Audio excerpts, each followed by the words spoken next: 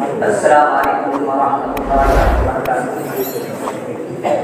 الحمد لله نحمده ونستعينه ونستغفره ونعوذ بالله من الشيطان الرجيم.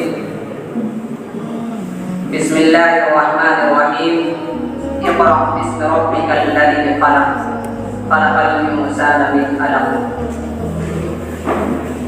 صدر مجلس،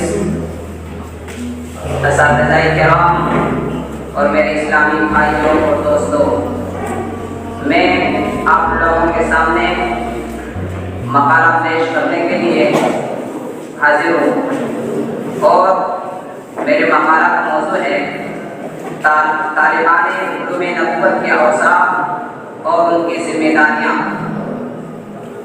طالبان علوم نبوت کی فضیلت. اسلام نے دنیا میں قدم رکھتے ہی جو پہلا اعلان کیا وہ کیا تھا؟ ایک سے زیادہ اعلان ہو سکتے تھے. توحید کا اعلان، رسالت کا اعلان، عبادت الہی کا اعلان، مکارم اخلاق کا اعلان، انسانی حقوق کا اعلان، مگر اسلام کے اولین اعلان میں اس قسم کی کوئی بات نہ تھی. پھر اسلام کا اولین اعلان کیا تھا؟ غیر مسلم سن کر ضرور حیرت سے دانتوں میں انگلی داغ لیں گے.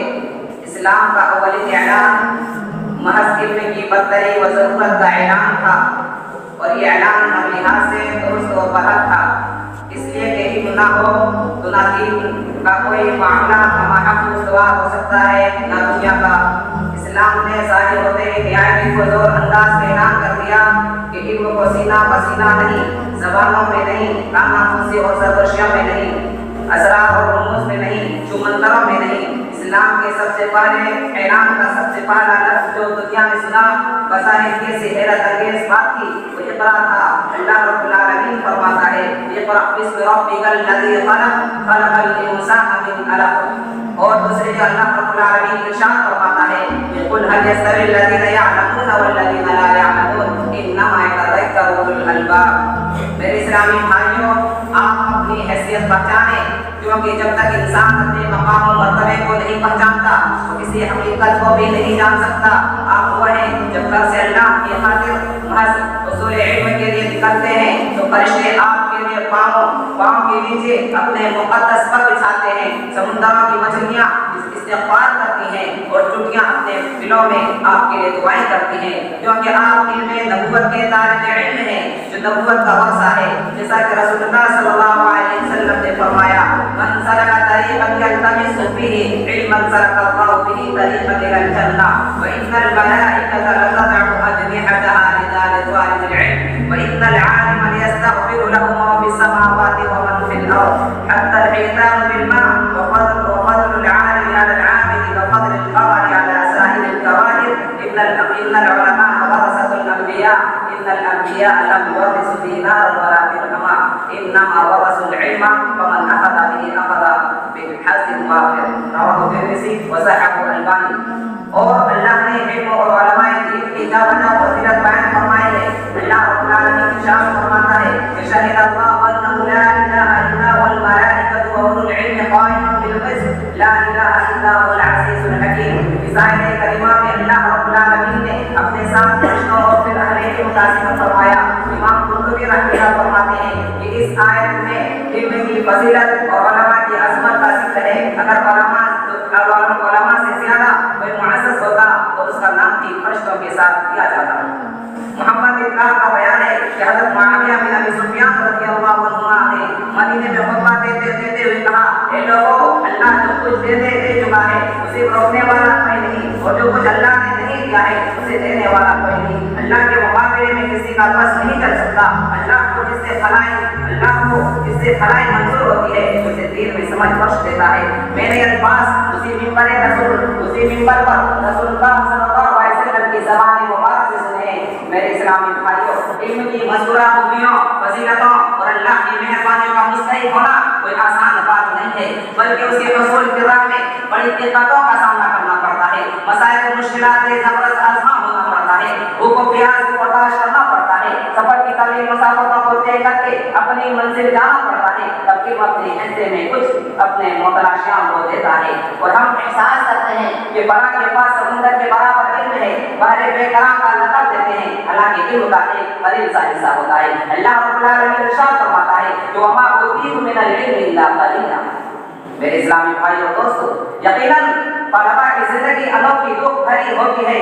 ماں باپ، بھائی بہن، رشتے دار کی محبت اور تمام تر خوشیوں کو چھوڑ کر مدارس کی چار دیواری میں اپنے آپ کو محفوظ کرنا اور اپنے آپ کو مسائل و آرام کے مراحل سے مرور کرنا ہر کسی کے بس کی بات نہیں، بلکہ ایک صبر آزما کام ہے۔ طلبا کو مسائل سے گھبرانا نہیں چاہیے، یہ انبیاء مشن ہے، اور اس رام میں انبیاء علیہ السلام نے بہت سارے مسائل کیے ہیں، لیکن ان سب کے باوجود نہ ان کی پریشانیوں میں شکن آئی اور نہ پائے تباہ میں کوئی لغزش۔ صبر کرنا یہ اچھی صفت ہے، اس کی ترغیب اللہ نے قرآن میں کی ہے، یا ایھا الذین آمنوا استعینوا بالصبر والصلاۃ۔ جب ہم اسلاف کے طالب علم کی زندگی پر نظر ڈالتے ہیں تو ہمیں معلوم ہوتا ہے کہ انہوں نے کس قدر صبر و تحمل کا دامن تھامے رکھا اور ان کے پائے استقلال نہیں ڈگمگائے۔ اس اسلاف کی صبر و تحمل کی مثالوں سے کتابیں بھری پڑی ہیں۔ میں آپ کو ایک مثال دیتا ہوں۔ امام شافعی رحمہ اللہ اپنی ابتدائی طالب علم کا حال اس طرح بیان کیا ہے: میں ایک یتیم بچہ تھا، ماں نے مکتب بھیجا، مگر گھر میں اتنا بھی انتظام نہیں تھا کہ استاد کی خدمت کی جائے، مگر خوش قسمتی سے استاد اس بات پر راضی ہو گئے کہ میں جب کوئی کام سے باہر جایا کروں تو تم لڑکوں کی نگرانی کر دینا۔ اس طرح میں نے استاد کی خدمت کا جواز تلاش کیا۔ امام شافعی رحمہ اللہ کہتے ہیں کہ جب میں کوئی حدیث کا مسئلہ سن لیتا تو فوراً یاد ہو جاتا تھا۔ میری ماں اس قدر غریب تھی کہ کاغذ کی قیمت بھی نہ دے سکتی تھی، مجبوراً کتنی ہڈیاں ڈھونڈتا پھرتا اور کوئی مل جاتی تو اٹھا لیتا اور اس پر لکھنا شروع کر دیتا۔ تحریر سے بھر جاتی اور جگہ باقی نہ رہتی تو اسے گھر کے پرانے گھڑے میں اپنے اختیار سے رکھ دیتا، اور اس طرح میری تعلیم چل رہی تھی۔ امام شافعی رحمہ اللہ کے مذکورہ واقعے سے معلوم ہوتا ہے کہ ایک طالب علم کی زندگی میں کتنی پریشانیاں آتی ہیں۔ سہولیات دستیاب نہیں ہوتے، لوازمات تعلیم ناپید، لیکن اس کے باوجود اپنے علم کو جاری رکھنا یہ اصل طالب علم اور حقیقی متلاشی علم کی پہچان ہے۔ یہ بات یاد رکھی جائے کہ انسان صبر و تحمل کے بغیر اپنے منازل کو طے نہیں کر سکتا۔ طالبان علوم نبوت کے اوصاف و خصوصیات۔ حضرات یہ بھی یاد رکھیے کہ نبوت محمدی صلی اللہ علیہ وسلم نے جس طرح علوم و احکام کا ایک بے بیان دفتر اور وسیع ترین ذخیرہ چھوڑا ہے، وَإِنَّ الْأَنْبِيَاءَ لَمْ يُوَرِّثُوا دِينَارًا وَلَا دِرْهَمًا وَلَكِنْ وَرَّثُوا الْعِلْمَ۔ یہ ذخیرہ قرآن و حدیث فقہ و احکام کی صورت میں محفوظ ہے، اور آپ کا مدرسہ الحمدللہ اس کی خدمت و اشاعت کا بہت بڑا مرکز ہے۔ اسی طرح نبوت محمدی صلی اللہ علیہ وسلم نے کچھ اوصاف و خصوصیات اور کیفیات بھی چھوڑے۔ اس طرح پہلا سرمایہ نسل در نسل منتقل ہوتا تھا، اور اللہ تعالیٰ نے اس کی حفاظت کا بھی انتظام فرمایا۔ یہ اوصاف و خصوصیات ہیں: یقین و اخلاص، ایمان و احتساب، تعلق مع اللہ، انابت و احسان، خشوع و خضوع، دعا، استغفار و توکل، اعتماد علی اللہ، خودداری، علم نبوت، احکام و اوصاف، کیفیات دونوں کے جامع تھے۔ والذی بعث فی الأمین رسولا منہم یتلو علیہم آیاتہ ویزکیہم ویعلمہم الکتاب والحکمہ۔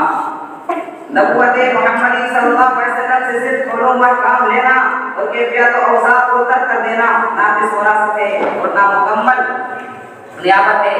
دنیا میں جن لوگوں نے نبوت کی نیابت کی اور اسلام کی امانت ہم تک پہنچائی وہ صرف ایک حزب کے امین نہ تھے، وہ دونوں حصوں سے مالا مال تھے، اور ابھی اسلام کی دعوت اور اسلامی انقلاب صرف پہلے حصہ سے برپا نہیں کیا جا سکتا۔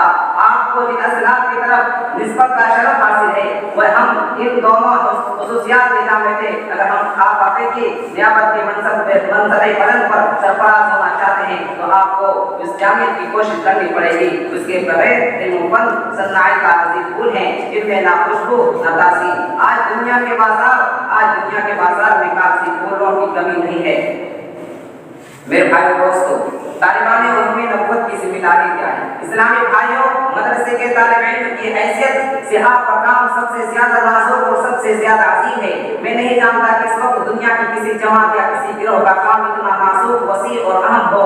ان الفاظ پر دوبارہ غور کیجیے یہ کہ آپ کا ایک سرا نبوت محمد صلی اللہ علیہ وسلم سے ملا ہوا ہے، جو دوسرا سرا زندگی سے، یہ آپ کے کام کی نزاکت کی وجہ اور آپ کے عزم کی دلیل ہے۔ نبوت محمد صلی اللہ علیہ وسلم سے وابستگی اور اتصال جہاں ایک بہت بڑی خوش نصیبی اور سرفرازی ہے، وہاں ایک عظیم ذمہ داری بھی ہے۔ آپ کے پاس عقائد و عقائد کی سب سے بڑی دولت اور سب سے عظیم سرمایہ ہے۔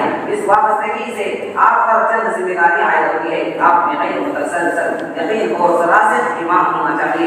آپ کی یہ حوصلہ اور ہمت ہونی چاہیے کہ ساری دنیا ملتی ہو اس کے ایک لفظ سے بھی دستبردار ہونے کے سوا پر غور نہ کر سکیں۔ آپ کے دلوں میں اس کی حمایت اور نصرت کا جذبہ متزن ہونا چاہیے۔ آپ کا دل اس بے بدل دولت پر فخر و شکر سے لبریز ہو۔ آپ کو اس کی صداقت، اس کی معقولیت، اس کی بلندی و برتری اور اس کی معصومیت پر غیر متبدل یقین ہو، اور آپ اس کے مقابل ہر چیز کو پورے اطمینان کے ساتھ جاہلیت اور جاہلیت کی میراث سمجھتے ہوں۔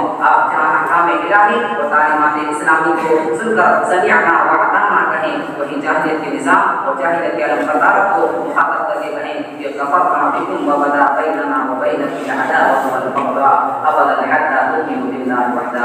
فقیر اللہ رب العالمین سے دعا ہے کہ اللہ رب العالمین ہمیں صحیح معنوں میں وارث انبیاء بنائے اور موجودہ دور کے چیلنجز سے مقابلہ کرنے کی صلاحیت سے نوازے۔